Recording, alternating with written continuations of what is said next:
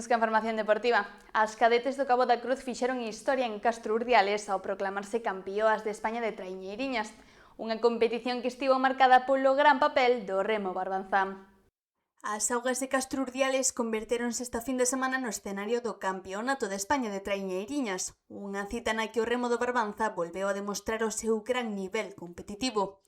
O gran triunfo chegou da man das cadetes femininas do Cabo da Cruz. As remeiras boirenses dominaron a regata e cruzaron a liña de meta en primeira posición, levando a bandeira nacional cun tempo de pouco máis de 7 minutos. Tamén destacou o papel das deportistas do Puebla que remataron no meritorio cuarto posto na mesma categoría. Outra das alegrías para a expedición Barbanza chegou na categoría xuvenil masculina, onde o Cabo da Cruz conseguiu subir ao podio cunha segunda posición, só por detrás do astillero. E no que respecta á final B disputada o domingo, as boirenses finalizaron segundas, acadando o sexto posto na clasificación xeral, mentres que as pobrenses foron cuartas, rematando oitavas de España.